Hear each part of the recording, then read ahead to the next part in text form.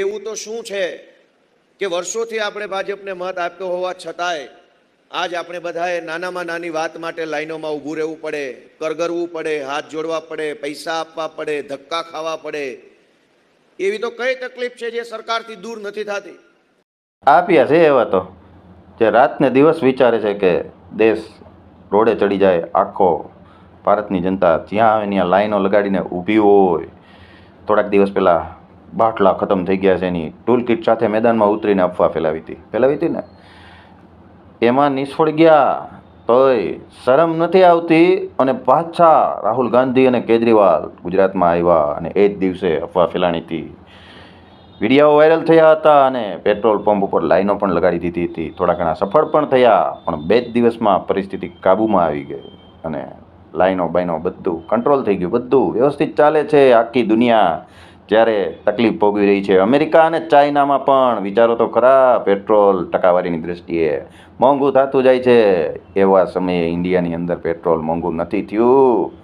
આ વસ્તુ પચતી નથી આ લોકોને. અને એવા તો આપ્યા જ છે ભાઈ કે આટલું દેશ વિરોધ અને જનતા હિતનું વિરોધ વિચારતા હોય બીજા કોઈ નથી. અને ઓળખી ગઈ છે જનતા. અને તમે કહો છો ને કે સરકાર પાસે એનો ઈલાજ નથી, પણ જનતા પાસે છે.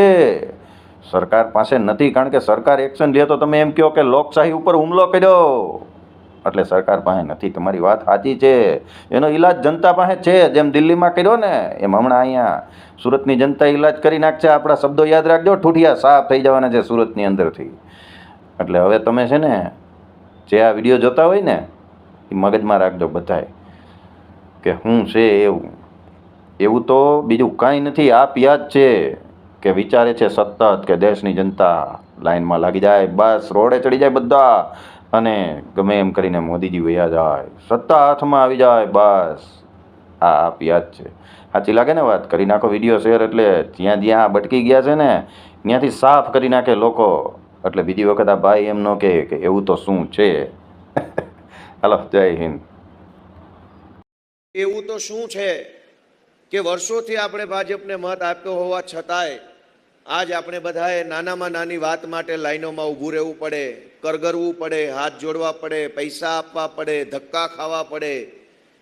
એવી તો કઈ તકલીફ છે જે સરકારથી દૂર નથી થતી? આપ્યા છે એવા તો જે રાતને દિવસ વિચારે છે કે દેશ રોડે ચડી જાય. આખો ભારતની જનતા જ્યાં આવે ત્યાં લાઈનો લગાડીને ઊભી હોય. વાત સાચી છે. એનો ઈલાજ જનતા પાસે છે. જેમ દિલ્હીમાં કર્યો ને એમ હમણાં અહીંયા સુરતની જનતા ઈલાજ કરી નાખશે. આપણા શબ્દો યાદ રાખજો, ઠૂઠિયા સાફ થઈ જવાના છે સુરતની અંદરથી. એટલે હવે તમે છે ને જે આ વિડીયો જોતા હોય ને એ મગજમાં રાખજો બધાય કે શું છે એવું તો બીજું કાંઈ નથી. આપ્યા જ છે કે વિચારે છે સતત કે દેશની જનતા લાઈનમાં લાગી જાય, બસ રોડે ચડી જાય બધા અને ગમે એમ કરીને મોદીજી વયા જાય, સત્તા હાથમાં આવી જાય, બસ આ આપ્યા જ છે. સાચી લાગે ને વાત? કરી નાખો વિડીયો શેર, એટલે જ્યાં જ્યાં ભટકી ગયા છે ને ત્યાંથી સાફ કરી નાખે લોકો. એટલે બીજી વખત આ ભાઈ એમ ન કહે કે એવું તો શું છે. હાલો, જય હિન્દ.